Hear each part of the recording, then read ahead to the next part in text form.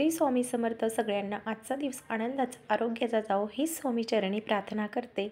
आणि चला तर बघा, आजची आपली रेसिपी खूपच छान होणार आहे. तर लहानपासून तर मोठ्यांपर्यंत आवडेल अशी, अगदी मधल्या टायमामध्ये आपल्याला बोर होत असेल तर त्या टायमाला सुद्धा आपल्याला खाता येईल. आणि मुख्य म्हणजे आपल्याला बघा, आपण ज्यावेळेस प्रवासात जातो तर आपण गोड कडकण्या वगैरे करतो, तर ते तसं न करता तर अशा पास्ता स्टाईलमध्ये गोड हे स्नॅक्स जर तुम्ही नेले ना, ते 8 ते 10 दिवस आरामशीर प्रवासामध्ये टिकतं.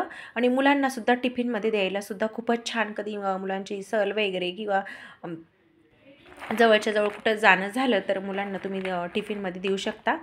तर अशा प्रकारे बघा, अगदी कुरकुरीत आणि टेस्टी आणि खूपच अशा क्रिस्पी पण झालेले आहे. बघा तर आता कशा पद्धतीने बनवले ते पण बघू. तर मी इथे 2 वाट्या पीठ घेतलेले.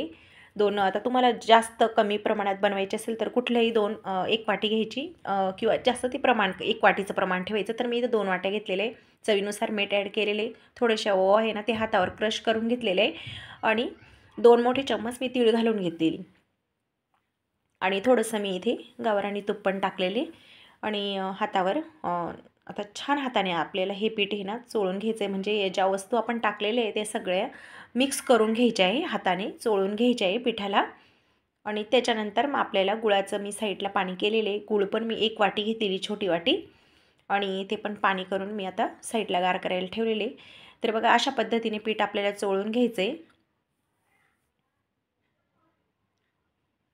म्हणजे आपलं पीठ म्हणजे आपल्या स्नॅक आहे ना, खूपच असं क्रिस्पी होतात. आणि बघा, इथे आपलं पाणी पण गार झालेले आहे. आणि गाळून घ्यायचं आहे गाळणीने. आणि आपल्याला म्हणजे सुरुवातीलाच जास्त पाणी आपण टाकायचं नाही, थोडं थोडं करून पाणी ॲड करायचं आहे. तर बघा, अशा पद्धतीने मी आता गुळाचं पाणी इथे गाळून घेतलेले. आणि थोडं थोडं करून मी असं पीठ भिजून घेणार आहे. आणि पीठ भिजताना आहे ना, जास्त घट्ट नाही, जास्त पातळ नाही भिजायचं आहे. बघा, अशा पद्धतीने ना मी तर पीठ भिजून घेतलेले. आता मला गुळाचं पाणी इथे सगळंच लागलं होतं, कारण गोड जेव्हा आपण स्नॅक पुरी वगैरे काही करतो ना, तर ते पाणी आहे ना ॲड होऊन जातं, जास्त लागतं त्याला. तर बघा, तर अशा पद्धतीने 10-1 मिनटं मी रेस्ट करायला पण ठेवलं होतं. आणि आता माझं पीठ पण छान झालेले, मस्त.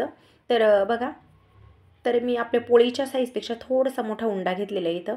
आणि छान अशी पातळ पातळ पोळी आपल्याला लाटून घ्यायची. आता आपण एक स्नॅक बनवायला गेलो तर आपल्याला खूप पुष्कळ टाईम लागू शकतो. तर मी बघा, असा पोळीचा उंडा घेतलेला आहे. त्या आकारामध्येच पोळीच्या शेपमध्ये पातळ लाटून घेते. खूप पातळ लाटायची, कारण आपलं म्हणजे आतलं जे पीठ आहे ना, ते कच्चं राहिलं नाही पाहिजे. तर अशा पद्धतीमध्ये अशी मस्त मोठी पोळी लाटून घ्यायची. आणि आपल्याला चाकूच्या साहाय्याने अशी कट मारून घ्यायची आहे. तर आपल्याला आता आपण बर्फी वगैरे करतो त्या साईजमध्ये, नाही तर आपण पाटोडी पण करतो बघा, तर त्या साईडमध्ये आपल्याला अशा पद्धतीने कट करून घ्यायचे सर्व स्नॅक्स. तर बघा, आणि मी आता इथे काटेरी चम्मच घेतलेला आहे. आणि त्याच्यानंतर मग तेल लावून घेतलेले थोडंसं चम्मचला. आणि त्याच्यानंतर बघा, तर अशा पद्धतीने प्रेस करायचं आहे.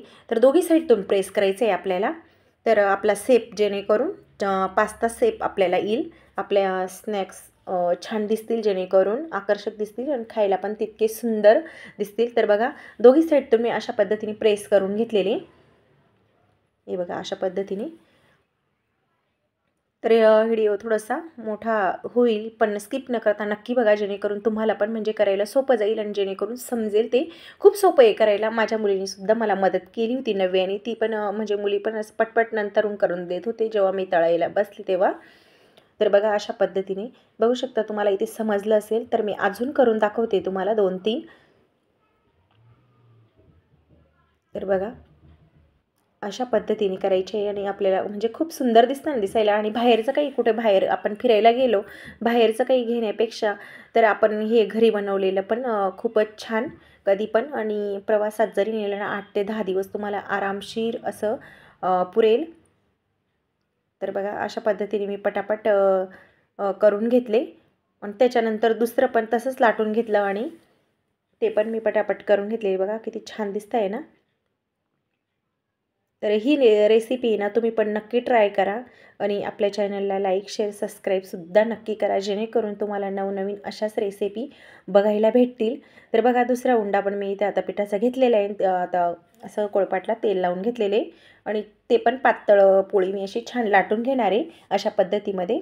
आणि ते पण छान तसंच मी चाकूच्या साहाय्याने कट करून घेणार आहे. ते पण पुढचे पण स्नॅक मी तसेच बनवणार आहे.